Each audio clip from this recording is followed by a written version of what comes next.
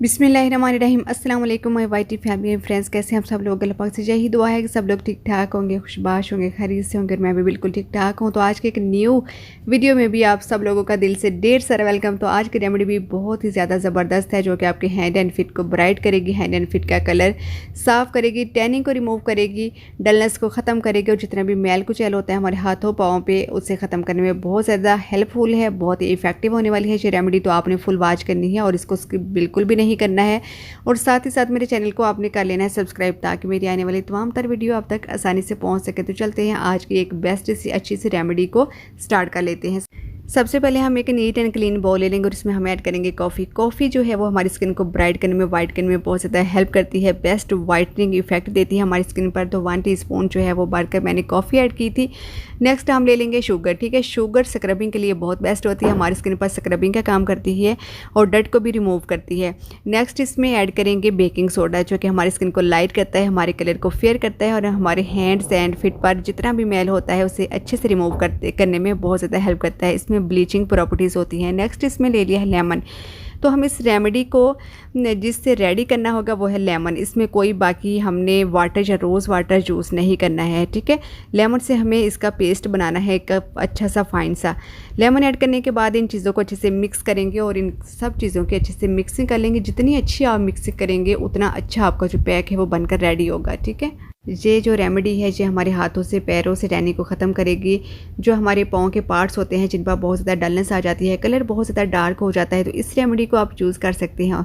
पर याद रहे कि ये रेमेडी जो है ये अपने फेस पर अप्लाई नहीं करनी है। ठीक है, इसको आप अपने बॉडी के किसी भी पार्ट पर यूज़ कर सकते हैं, नेक पर, फिट पर, हैंड्स पर जो है वो अप्लाई कर सकते हैं, लेकिन फेस पर इसको अप्लाई नहीं करना है।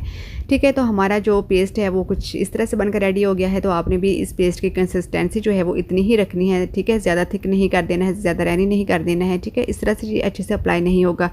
तो अब मैं आपको अपने हैंड पर अप्लाई करके दिखा रही हूँ कि आपने किस तरह से इसकी एप्लीकेशन करनी है। तो हम करेंगे क्या, हम इसको अप्लाई करने के बाद इसकी स्क्रबिंग करेंगे। ठीक है, 5 to 10 मिनट तक इसकी स्क्रबिंग करनी है आपने बहुत अच्छे से, और जितना भी मैल वगैरह होगा वो अच्छे से जो है वो हमारा रिमूव हो जाएगा। और ये जो हमारे डार्क नकल्स निकल आते हैं वो भी बहुत ज़्यादा जो है वो क्लीन हो जाएंगे। हैंड एंड फिट का जो कलर है बहुत ज़्यादा वाइट एंड ब्राइट हो जाएगा। ओके, इस तरह से इसकी स्क्रबिंग करिएगा। ठीक है, और बहुत हार्ड हैंड से आपने स्क्रबिंग नहीं करनी है, बिल्कुल सॉफ्ट हैंड से आपने करनी है। ठीक है, नेक पे भी कीजिएगा, अच्छे से नेक का कलर भी ज़्यादा साफ़ हो जाएगा।